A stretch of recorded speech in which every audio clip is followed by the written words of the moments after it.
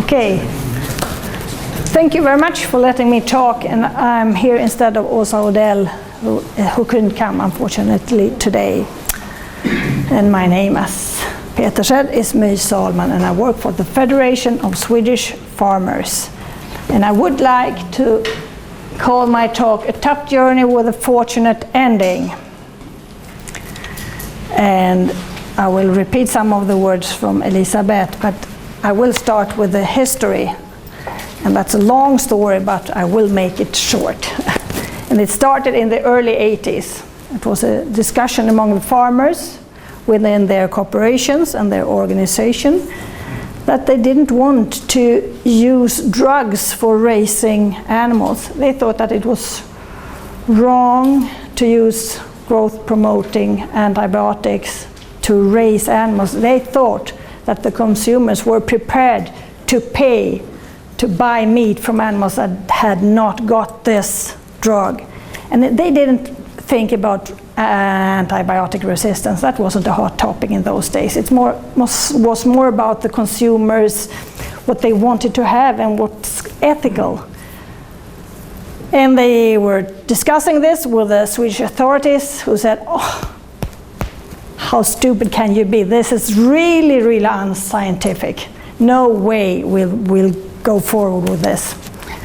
And so the time went on, but at the General Assembly, 84, we had this motion that was, we did make a decision that we should put this forward another step and talk with the politicians.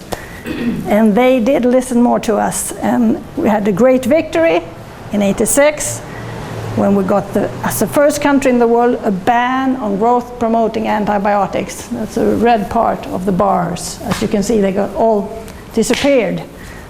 Good. Well, but as you can see also, this is a group treatment, individual treatment. There was an increase in the prescribed antibiotics instead. Well, they were a bit naive. They thought that the growth-promoting antibiotics only promoted the growth. They didn't understand that it did hide bad management, lousy animal keeping, bad habits.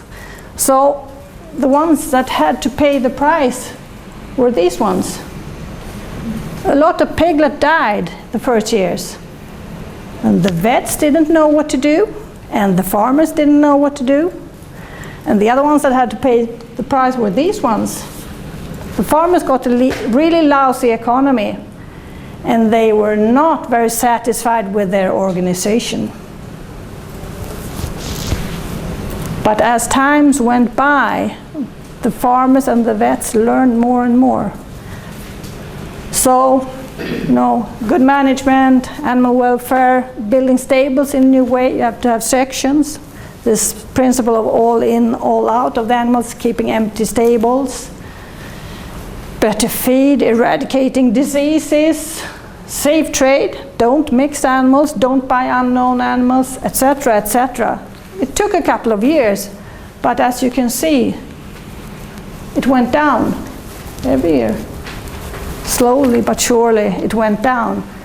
And as you've heard already, ever since we started to measure how much antibiotics used within the European Union, Sweden has a lead position by using the least amount.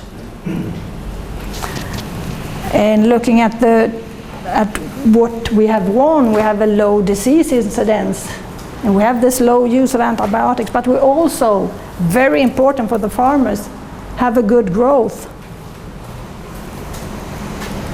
This is unfortunately in Swedish, but as you can see, this is US to the right and Sweden to the left.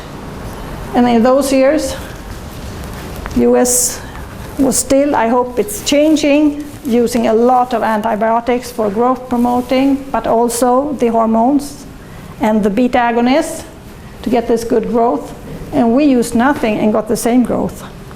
So good management, that's the key word.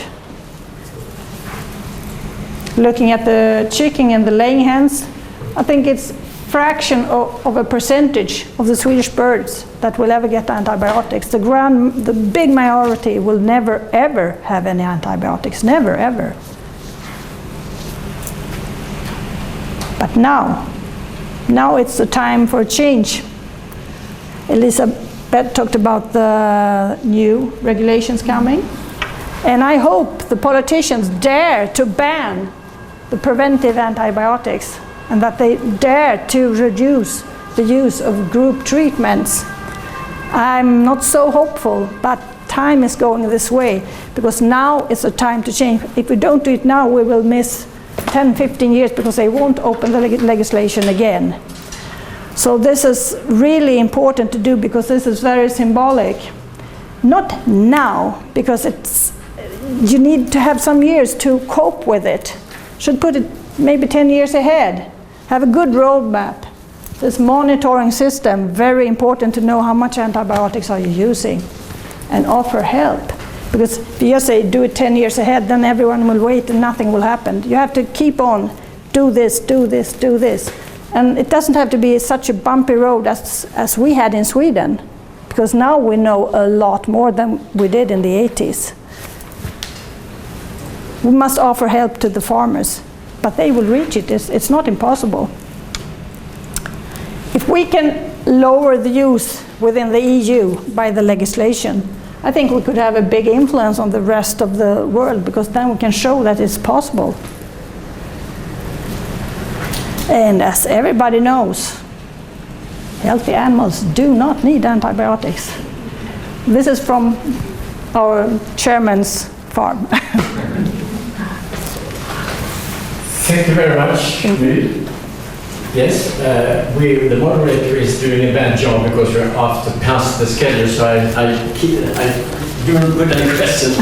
Thank you. You get an applause. Thank you. So we continue and change the content.